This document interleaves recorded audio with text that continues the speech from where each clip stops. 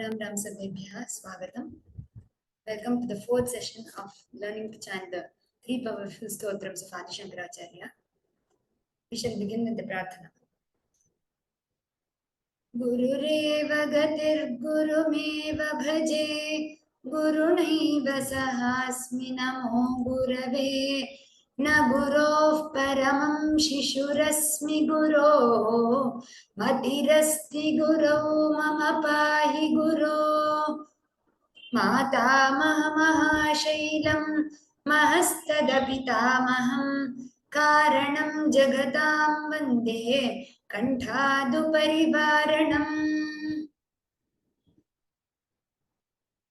First I shall chant the Kalyana Vrishtistabam. All of you can follow it. After that we shall begin with the Lakshmi Nrsimha Karavalamam.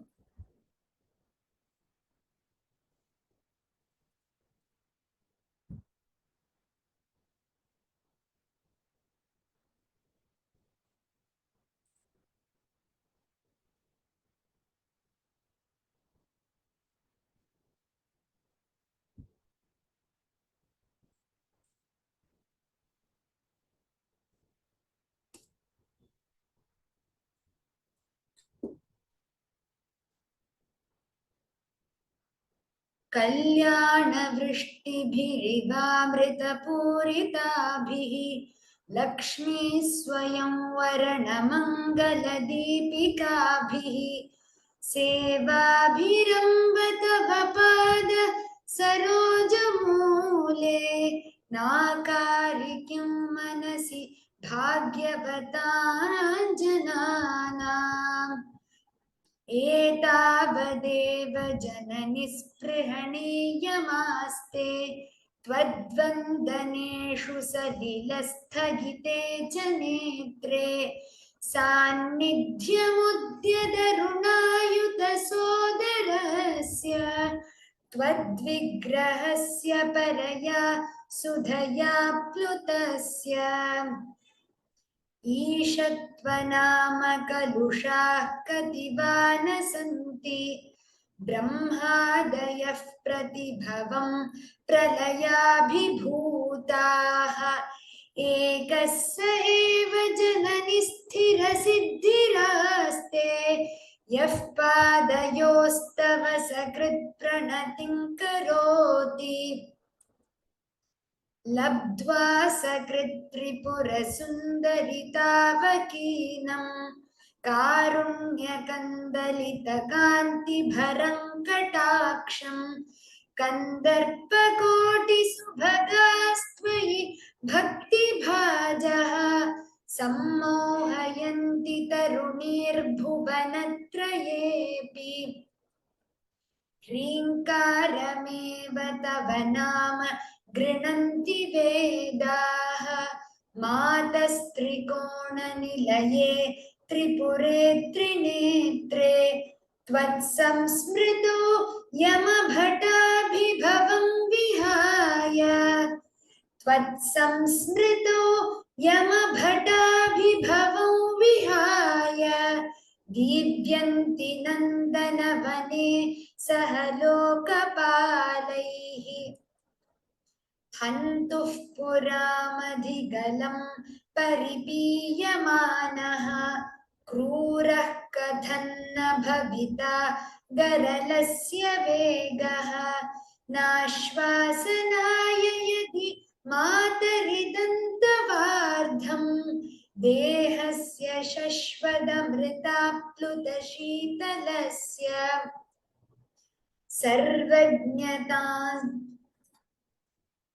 सर्वज्ञतां सदसि वाक्पटुतां प्रसूते देवि त्वदङ्घ्रिसरसीरुहयोः प्रणामः किञ्च स्फुरन्मकुटमुज्ज्वलमातपत्रं द्वे चामरे च महतीं वसुधां ददाति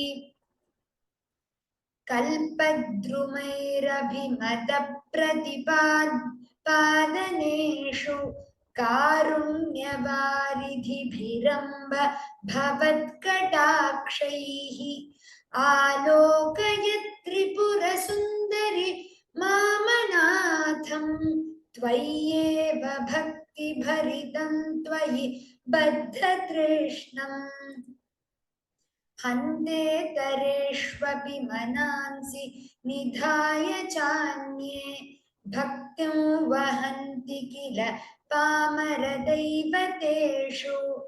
त्वामेव देवि मनसा समनुस्मरामि त्वामेव नौमि शरणं जननि त्वमेव लक्ष्येषु सत्स्वपि कटाक्ष निरीक्षणानाम् आलोकयत् त्रिपुरसुन्दरि मां कदाचित् नूनं मया तु सदृशः करुणैकपात्रम् जातो जनिष्यति जनो न च जायते वा ह्रीं ह्रीमिति प्रतिदिनं जपतान्तवाक्यां किन्नाम दुर्लभमिह त्रिपुराधिवासे माला किरीटमदवारण माननीया तान् सेवते वसुमती स्वयमेव लक्ष्मीः सम्पत्कराणि सकलेन्द्रियनन्दनानि साम्राज्यदाननिरतानि सरोरुहाक्षि त्वद्वन्दनानि दुरिताहरणोद्यतानि मामेव मातरनिशं कलयन्तु नान्यम् कल्पोपसंहृतिषु कल्पितताण्डवस्य देवस्य खण्डपरशोः परभैरवस्य पाशाङ्कुशैक्षव शरासनपुष्पबाणाः सा साक्षिणी विजयते तव मूर्तिरेका लग्नं सदा भवतु मातरिदन्तवार्धं तेजः परं बहुलकुङ्कुम पङ्कशोणं भास्वत्किरीटममृतांशु कलावतंसं मध्ये त्रिकोणनिलयं परमामृतार्द्रम् ह्रीङ्कारमेव तव नाम तदेव रूपं त्वन्नाम दुर्लभमिह त्रिपुरे गृह्णन्ति त्वत्तेजसा परिणतो वियदादिभूतं सौख्यं तनोति सरसीरुहसम्भवादेः ह्रीङ्कारत्रयसम्पुटेन महता मन्त्रेण सन्दीपितं स्तोत्रं यः प्रतिभासरं तव पुरो स्तोत्रं यः प्रतिभासरं तव पुरो मातर्जपेन्मन्त्रवित् तस्य क्षोणिभुजो भवन्ति मशगा लक्ष्मीश्चिरस्थायिनीं वाणी निर्मलसूक्तिभारभरिता जागर्ति दीर्घं वयः वाणी निर्मलसूक्तिभारभरिता जागर्ति दीर्घं वयः. So we come to the end of Kalyana Vishnustavam. So we shall move ahead and learn the Lakshmi Nrasimha Karavalambam from today.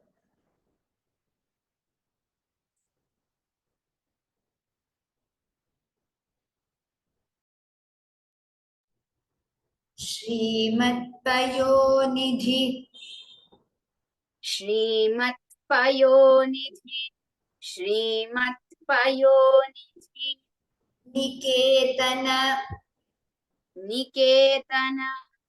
निकेतन चक्रपाणे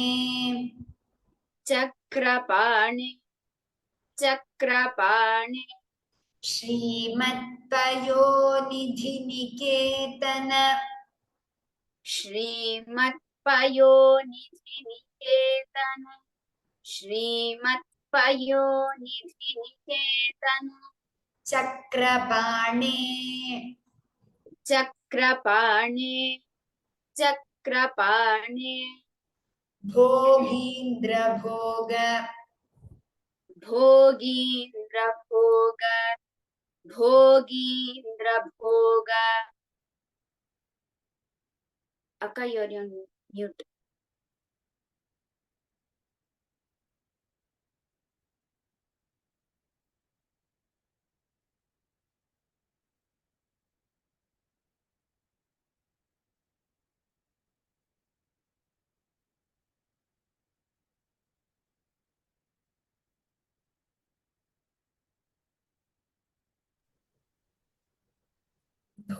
भोगीन्द्रभोग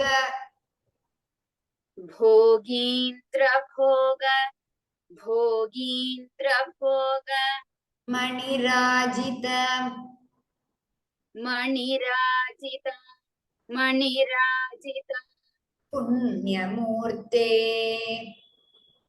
पुण्यमूर्ते पुण्यमूर्ते भोगीन्द्रभोग मणिराजित भोगीन्द्रभोग मणिराजित भोगीन्द्रभोग मणिराजित पुण्यमूर्ते पुण्यमूर्ते पुण्यमूर्ते योगीश शाश्वत योगीश शाश्वत योगीश शाश्वत शरण्य शरण्य शरण्य भवाब्धिपोत भवाब्धिपोत भवाब्धिपोत योगीश शाश्वत शरण्य योगीश शाश्वत शरण्य योगीश शाश्वत शरण्य भवाब्धिपोत भवाब्धिपोत भवाब्धिपोत लक्ष्मी नृसिंह लक्ष्मी नृसिंह लक्ष्मी नृसिंह मम देहि मम देहि मम देहि करावलम्बम् करावलम्बम् करावलम्बम् लक्ष्मी नृसिंह मम देहि लक्ष्मी नृसिंह मम देहि लक्ष्मी नृसिंह मम देहि Do not stress before Nr. It is just Lakshmi Nrisimha. It's not Lakshmi Nr. That in is not there. Okay? Lakshmi Nrisimha Mama Dehi. Lakshmi Narasimha मम देहि लक्ष्मी नृसिंह मम देहि Karavalambam. करावलम्बम् करावलम्बम् श्रीमत्पयोनिधिनिकेतनचक्रपाणे श्रीमत्पयोनिधिनिकेतनचक्रपाणि श्रीमत्पयोनिधिनिकेतनचक्रपाणि भोगीन्द्रभोगमणिराजित पुण्यमूर्ते भोगीन्द्रभोगमणिराजित पुण्यमूर्ते भोगीन्द्रभोगमणिराजित पुण्यमूर्ते योगीश शाश्वत शरण्य भवाब्धिपोत योगीश शाश्वत शरण्य भवाब्धिपोत योगीश शाश्वत शरण्य भवाब्धिपोत लक्ष्मी नृसिंह मम देहि करावलम्बम् लक्ष्मी नृसिंहमदेहि करावलम्बम् लक्ष्मी नृसिंहमदेहि करावलम्बम् 2 times. श्रीमत्पयोनिधिनिकेतन चक्रपाणि भोगीन्द्र भोगमणिराजित पुण्यमूर्ते योगीश शाश्वत शरण्य भवाब्धिपोत लक्ष्मी नृसिंहमदेहि करावलम्बम् श्रीमत्पयोनिधिनिकेतन चक्रपाणि भोगीन्द्र भोगमणिराजित पुण्यमूर्ते योगीश शाश्वत Sharanya भवाब्धिपोत Lakshmi नृसिंहमदेहि करावलम्बम् Good. Mahati.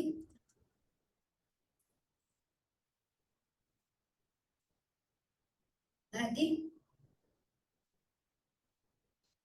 Ram Ram Ram Ram. Brahmendra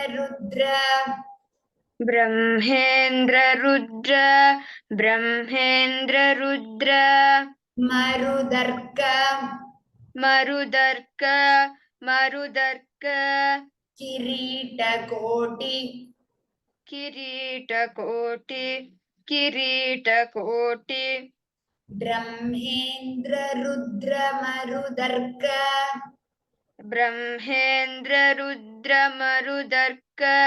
ब्रह्मेन्द्र Rudra मरुदर्क Kirita Koti. किरीटकोटि Sanghattitangri.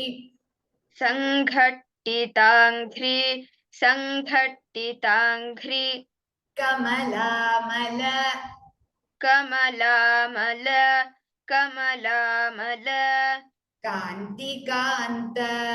कान्तिकान्त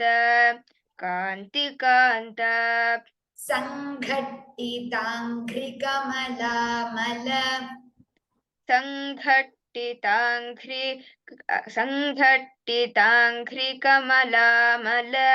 संघट्टिताङ्घ्रि कमलामल Kantikanta. कान्तिकान्त Lakshmi Lasatkucha. लक्ष्मीलसत्कुच Saroruha. सरोरुह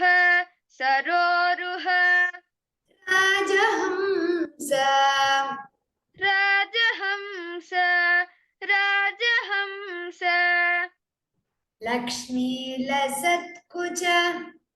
Lakshmi Lasatkucha. लक्ष्मीलसत्कुच Saroruha Rajahamsa. सरोरुह राजहंस Lakshmi Nrisimha.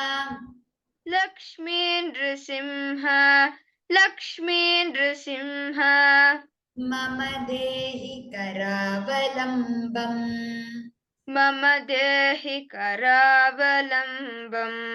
मम देहि करावलम्बम् Brahmendra Rudra Marudarka Kirita Koti. ब्रह्मेन्द्र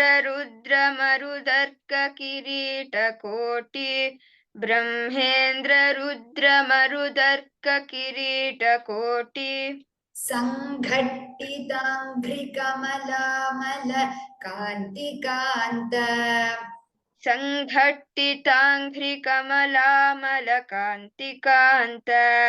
संघट्टिताङ्घ्रिकमलामलकान्तिकान्त The 2 lines have to be chanted together.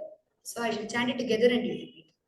Brahmendra Rudra Marudarka Kirita Koti Sanghattitangri Kamalamala Kantikanta. ब्रह्मेन्द्र Rudra मरुदर्क किरीटकोटि संघट्टिताङ्घ्रिकमलामलकान्तिकान्त ब्रह्मेन्द्र Rudra मरुदर्क किरीटकोटि संघट्टिताङ्घ्रिकमलामलकान्तिकान्त Lakshmi लसत्कुच सरोरुह राजहंस लक्ष्मी लसत्कुच सरोरुह राजहंस लक्ष्मी लसत्कुच सरोरुह राजहंस लक्ष्मी नृसिंह मम देहि करावलम्बम् लक्ष्मी नृसिंह मम देहि करावलम्बम् लक्ष्मी नृसिंह मम देहि करावलम्बम् The whole shloka twice.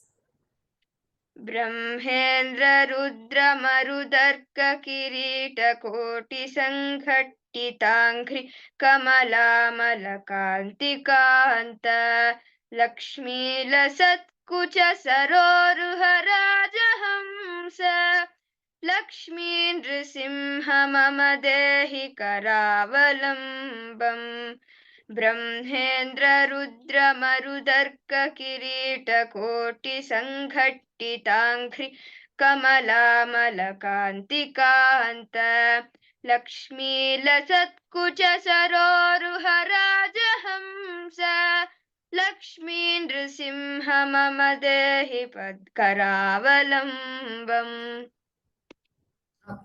Aditi.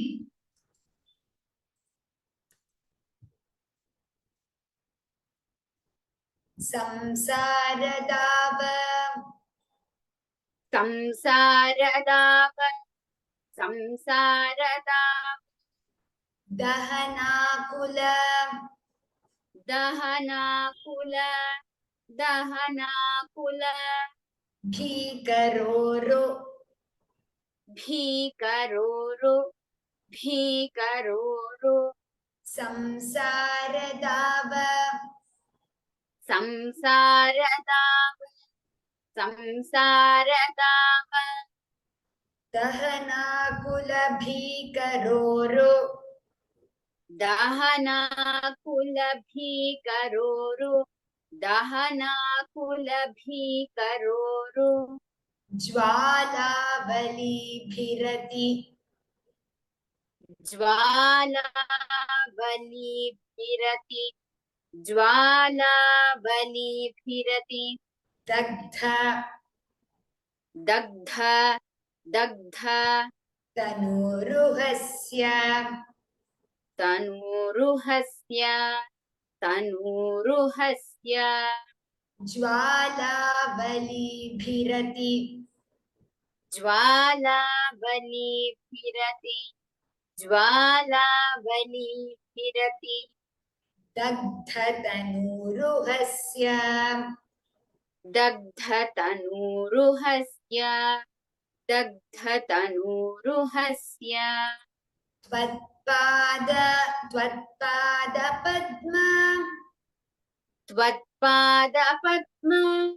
त्वत्पादपद्म सरसीं सरसि सरसि शरणागतस्य शरणागतस्य शरणागतस्य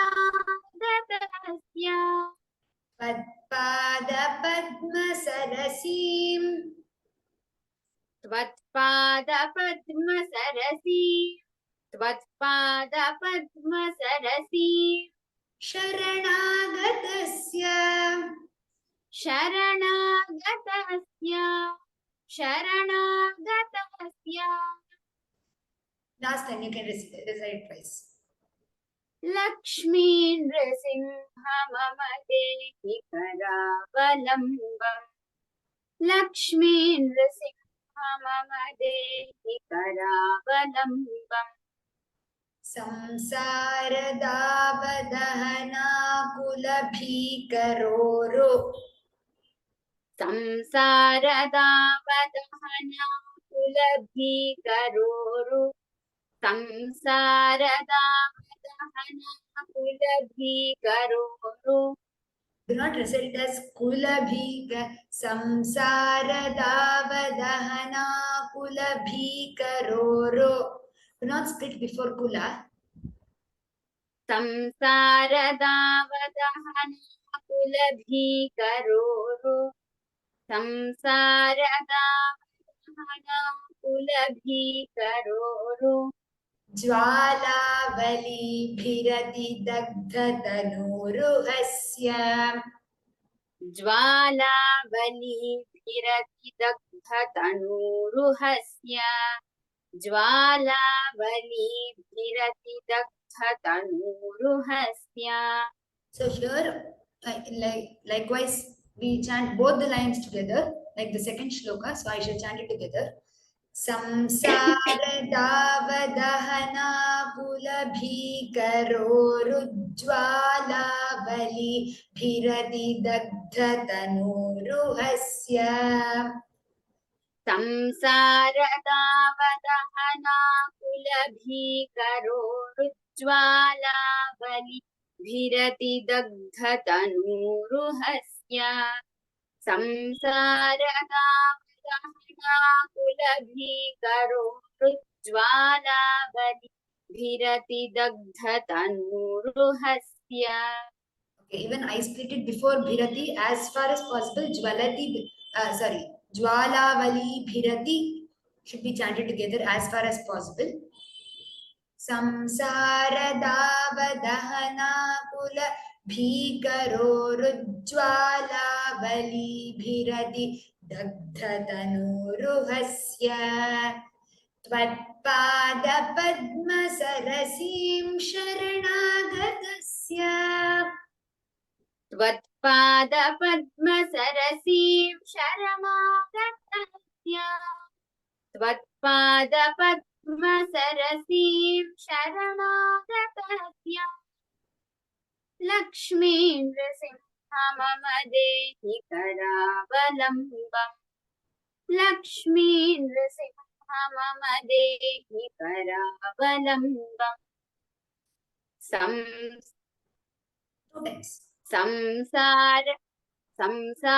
संसारदावदहना कुलभीकरोरुज्ज्वालावली संसारदावदहना Take a breath after kula if you want.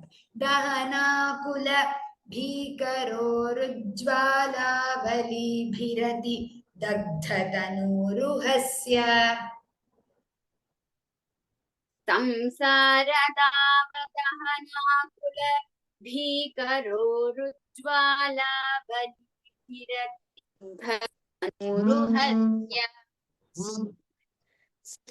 दावदहना कुलभीकरोरुज्ज्वालावलीभिरतिदग्धतनूरुहस्य त्वत्पादपद्मसरसीं शरणागतस्य लक्ष्मीं Narasimha मम देहि करावलम्बम् संसारदावदहना कुलभीकरोरुज्ज्वालावलीभिरतिदग्धतनूरुहस्य त्वत्पादपद्मसरसीं शरणागतस्य लक्ष्मीं नृसिंह मम देहि करावलम्बम्.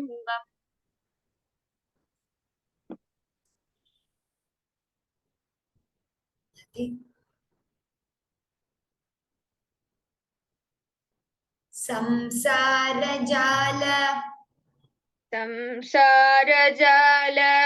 संसारजाल पतितस्य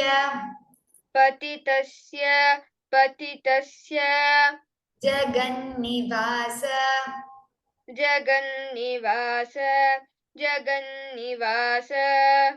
संसारजालपतितस्य संसारजालपतितस्य जगन्निवास जगन्निवास जगन्निवास सर्वेन्द्रियार्थ सर्वेन्द्रियार्थ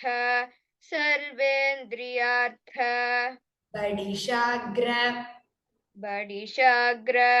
बडिशाग्र झषोपमस्य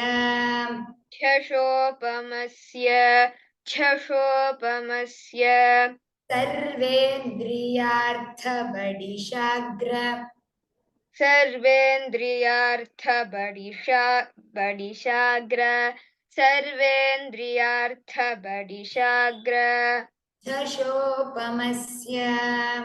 झषोपमस्य झषोपमस्य प्रोत्कम्पित प्रोत्कम्पित प्रचुरतालुक प्रचुरतालुक तकस्य मस्तकस्य लक्ष्मी नृसिंह मम देहि करावलम्बम् लक्ष्मी नृसिंह मम देहि करावलम्बम् संसारजालपतितस्य जगन्निवास संसारजालपतितस्य जगन्निवास संसारजालपतितस्य जगन्निवास सर्वेन्द्रियार्थ बडिशाग्र झषोपमस्य सर्वेन्द्रियार्थबडिशाग्रझषोपमस्य सर्वेन्द्रियार्थबडिशाग्रझषोपमस्य प्रोत्कम्पित प्रचुरतालुक मस्तकस्य प्रोत्कम्पितप्रचुरतालुकमस्तकस्य प्रोत्कम्पितप्रचुरतालुकमस्तकस्य लक्ष्मी नृसिंह मम देहि करावलम्बम् लक्ष्मी नृसिंह मम देहि करावलम्बम् संसारजालपतितस्य जगन्निवास सर्वेन्द्रियार्थबडिशाग्रझषोपमस्य प्रोत्कम्पितप्रचुरतालुकमस्तकस्य लक्ष्मी नृसिंह मम देहि करावलम्बम् संसारजालपतितस्य जगन्निवास सर्वेन्द्रियार्थबडिशाग्रझषोपमस्य प्रोत्कम्पितप्रचुरतालुकमस्तकस्य लक्ष्मी नृसिंह मम देहि करावलम्बम् Okay, good. Okay, so we shall just learn one more shloka today. Samsarakupam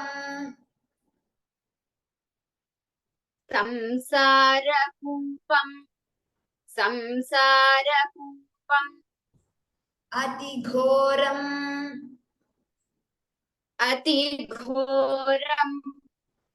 अतिघोरम् अगाधमूलम्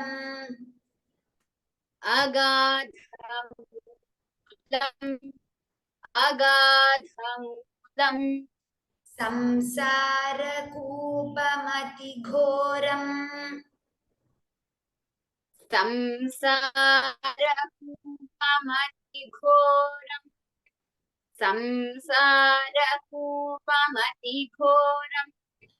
अगाधमूलम् अगाधमूलम् सम्प्राप्य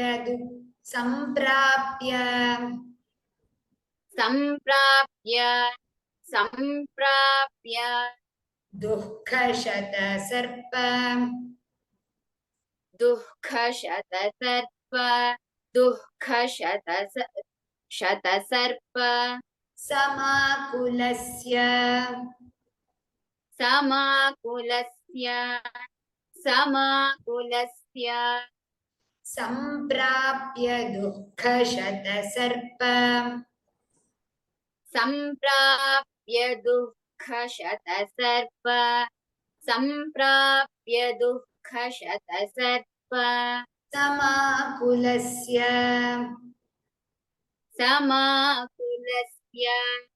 समाकुलस्य दीनस्य देव दीनस्य देव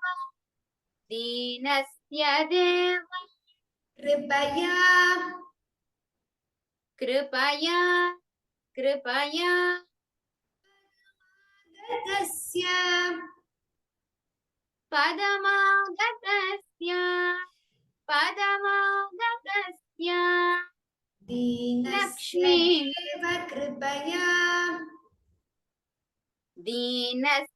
देव कृपया दीनस्य देव कृपया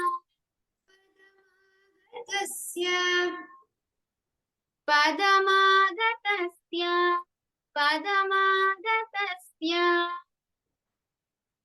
लक्ष्मी नृसिंह मम देहि करावलम्बम् लक्ष्मी नृसिंह मम Do not make देहि that mistake of Lakshmi Nrisimha. There is no in before Nrisimha.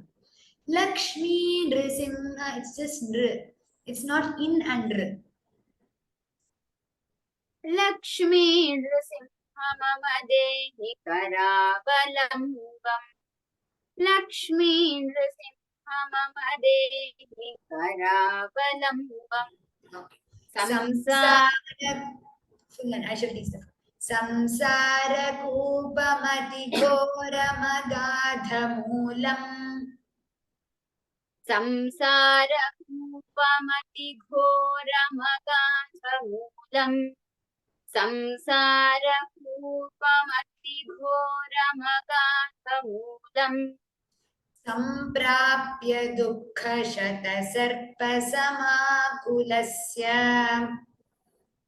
सम्प्राप्य दुःखशतसर्पसमाकुलस्य सम्प्राप्य दुःखशतसर्पसमाकुलस्य दीनस्य देव कृपया पदमागतस्य दीनस्य देव कृपया पदमागतस्य दीनस्य देव कृपया पदमागतस्य लक्ष्मी नृसिंह मम देहि करावलम्बम् लक्ष्मी नृसिंह मम देहि करावलम्बम् संसारकूपमतिघोरमगाधमूलम् सम्प्राप्य दुःखशतसर्पसमाकुलस्य दीनस्य देव कृपया पदमागतस्य लक्ष्मी नृसिंह मम देहि करावलम्बम् संसारकूपमतिघोरमगाधमूलम् सम्प्राप्य दुःखशतसर्पसमाकुलस्य दीनस्य देव कृपया पदमागतस्य लक्ष्मी नृसिंह मम देहि करावलम्बम् Good. Okay. I shall chant all the 5 shlokas which we learned today. We shall learn. So,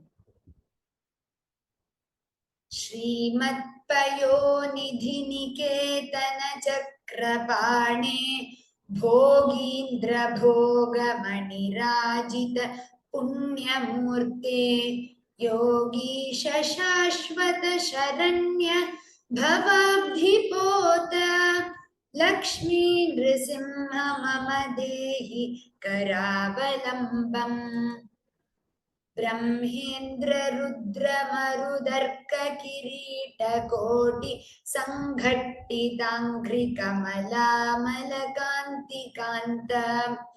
It's better not to give a gap after koti. Lakshmi लसत्कुच सरोरुह राजहंस लक्ष्मी नृसिंह मम देहि करावलम्बम्. संसारदावदहनाकुलभीकरोरुज्ज्वालाबलीभिरति दग्धतनूरुहस्य त्वत्पादपद्मसरसीं शरणागतस्य लक्ष्मी नृसिंह मम देहि करावलम्बम्. संसारजालपतितस्य जगन्निवास सर्वेन्द्रियार्थबडिशाग्रझषोपमस्य प्रोत्कम्पितप्रचुरतालुकमस्तकस्य लक्ष्मी नृसिंह मम देहि करावलम्बम्. संसारकूपमतिघोरमगाधमूलं सम्प्राप्य दुःखशतसर्पसमाकुलस्य दीनस्य देव कृपया पदमागतस्य लक्ष्मी नृसिंह मम देहि करावलम्बम्. So we shall stop with the 5th shloka today. Any of you who would like to chant the Kalyana Vrishti-stavaha, may raise your hands.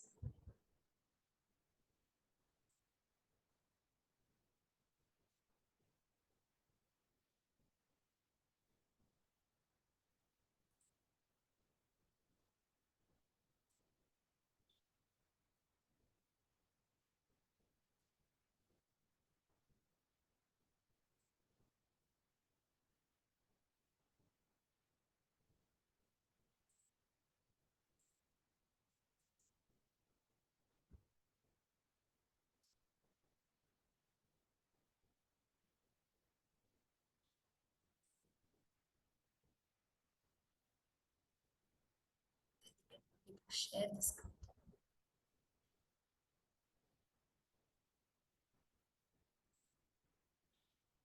Okay, Rukmani, you can start chanting and share the screen shortly. If you have the script in your hand, you can start chanting. भगिनी screen मध्ये न दृश्यते श्लोकः. Screen मध्ये न दृश्यते, sharing problem अस्ति. But I don't have the Oh, slokas. okay, just a second.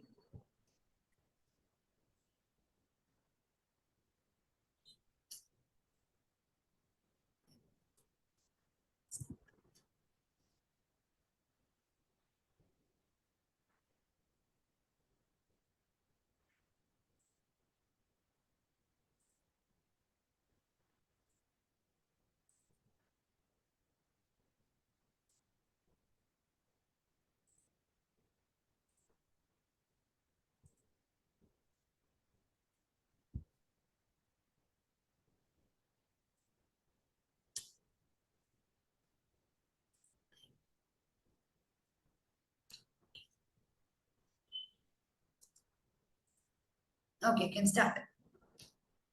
Yeah. Okay. कल्याणवृष्टिभिरामृतपूरिताभिः कल्याणवृष्टिभिरिवामृतपूरिताभिः Lakshmi स्वयंवरणमङ्गलदीपिकाभिः सेवाभिरम्भ तव पादसरोजमूले नाकारिकिन् मनसि भाग्यवतां जनानाम्. Okay, good. You can work on the Mahapranas, which are marked in red here. Vishtibhiriva Mirdapuritabhihi, and the pronunciation of the Anuswara, that is a dot on top of the letters. धन्यवादः. Very good. Priya Kandavel,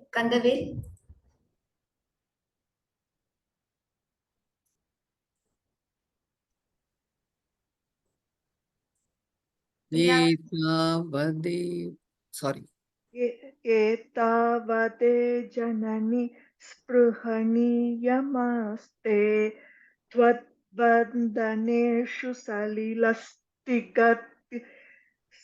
स्थगिते च नेत्रे नेत्रे सान्निध्यमुद्य अरुणायुत सोदरस्य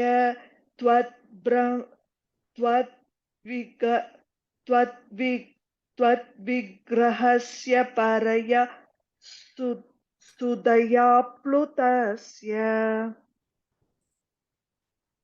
Amit, see, good. Thank you. Ram. Am I Ram. audible? Yes. ईशत्वनाम कलुषा कतिवान सन्ति ब्रह्मादयः प्रतिभवं प्रलयाभिभूताः एकस्य एव जननी स्थिरसिद्धिरास्ते यः पादयोस्तव सकृत् प्रणतिं करोति. Very nice. धन्यवादः. Anjana Krishna Swami. राम भगिनी. लब्ध्वा सकृत् त्रिपुरसुन्दरितावकीनम् कारुण्यकन्दलितकान्तिभरं कटाक्षम् कन्दर्पकोटिसुभगास्त्वयि भक्तिभाजः सम्मोहयन्ति तरुणीर्भुवनत्रयेऽपि. Gauri Ravi.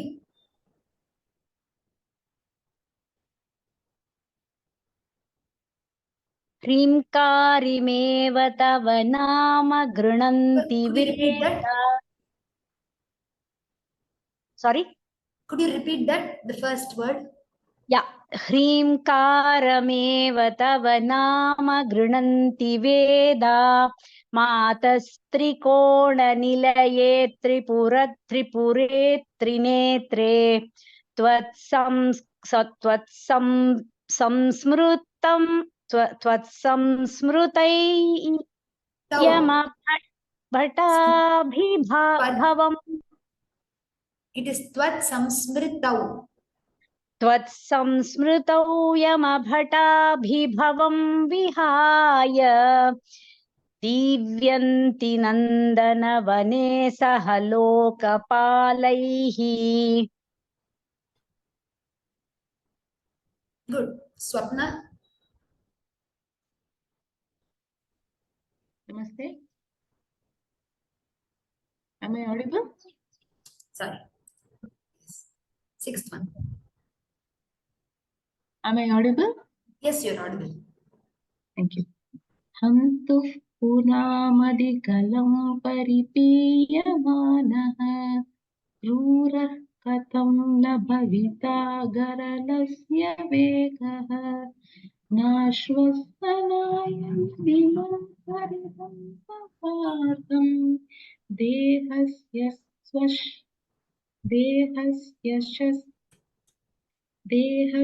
शस्वकृताप्लुतशीतलस्य. Jayalakshmi Ganesh.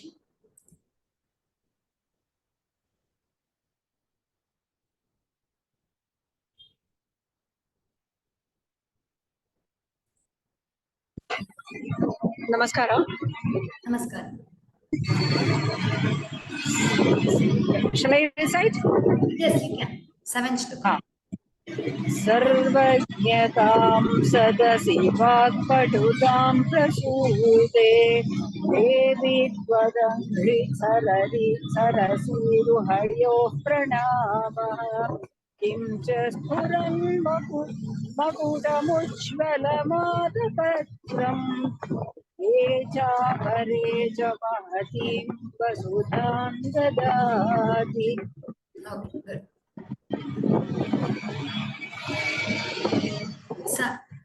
Okay, good. Saraniya Parthasarathi. Post wants you to speak. सर्वज्ञतां सदसि वाक्पटुतां प्रसूते देवि त्वदङ्घ्रिसरसीरुहयोः प्रणामः किञ्च स्फुरन्मकुटमुज्ज्वलमातपत्रम् द्वे च वरे च महतीं वसुधां ददाति. Okay, so can you repeat it? Krishna Kumari. नमस्ते. कल्पद्रुमैरभिमतप्रतिपादनेषु कारुण्यवारिधिभिरम्भ भवत्कटाक्षैः आलोक्य त्रिपुरसुन्दरिमामनाथं त्वय्येव भक्तिभरितं त्वयि बद्धतृष्णम्. Okay, it is not Alokya, it is Alokaya. Alok Purnachandra Sridhar.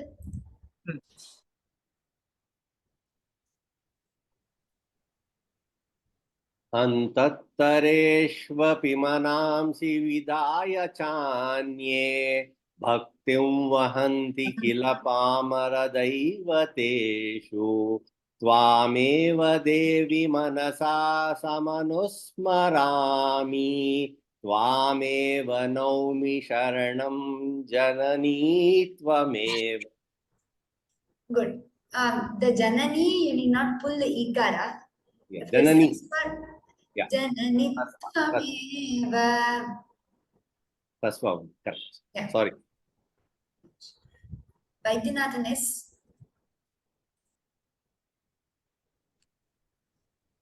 Am I audible? Yes. Lakshyesu satsvapi kataksh nirikshanana alokya tripura suntari mankatachit nunam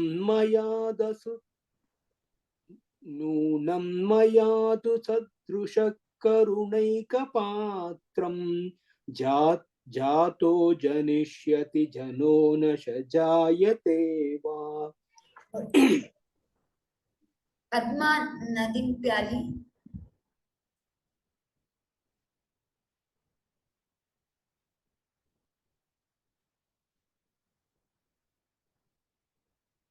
Padma Nadim Pyali.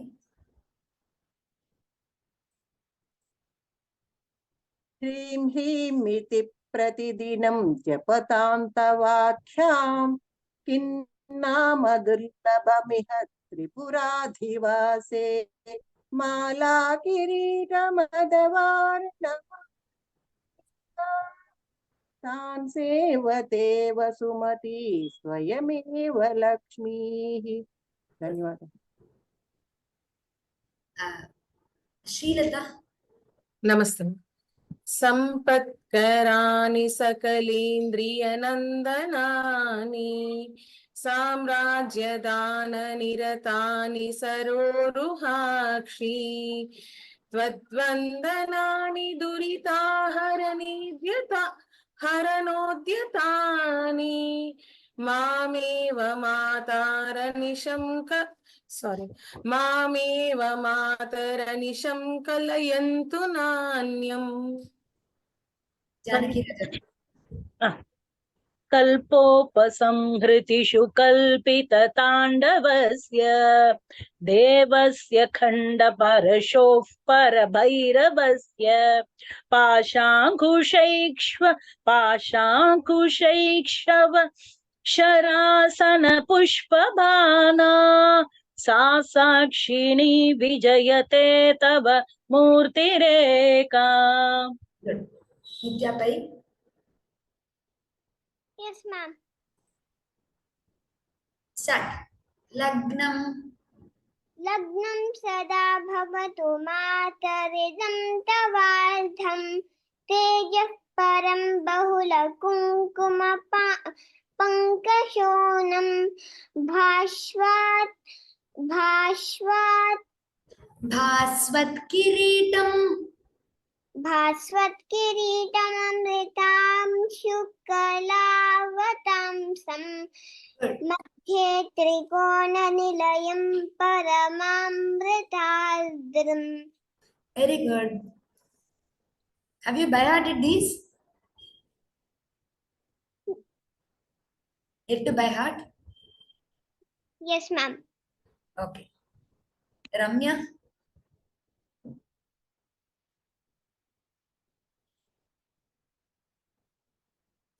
Ramya.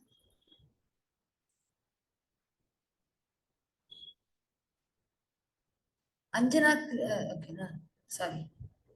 Shyamala Ramachandran. Ma'am, can you hear me? Namaste. Yes. Yes. Okay. Ma'am, Ramya here. Sorry. Yeah. Ramya here, can you see? Okay. Ramya can wait for a second. I think that Shyamala. Yes, shall I start? Can you hear me? Can you hear? Chant this. Shyamala Ramachandran, you can chant this.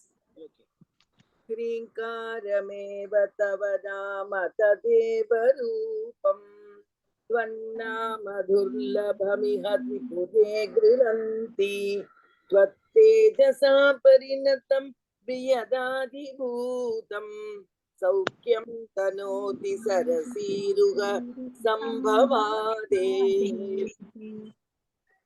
Okay, Ramya. Thank you.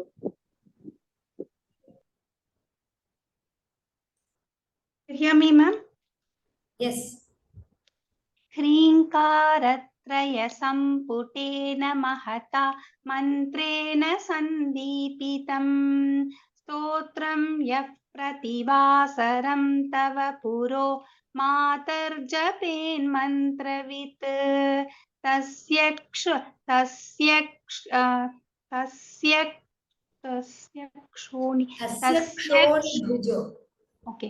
तस्य क्षोणिभुजो भवन्ति वशगा लक्ष्मीश्चिरस्थायिनी वाणी निर्मलसूक्तिभारभरिता जागर्ति दीर्घं वयः. Okay, good. Okay, so we've revised the whole of Kalyanam Rishtistava twice today. We shall be moving ahead with the revision of Lakshmi Nrisimha Karavalambam only from tomorrow. I hope all of you will be continuing the revision of the Kalyanam Rishtistava at home. After we complete all the 3 stotras, we shall come back to the revision of revision from the first, from Kalyanam Rishtistava. So till then, all of us can make sure we revise at home. Today we shall end our class here. We shall take questions tomorrow. Ram Ram Ram. Dhanyavadaha.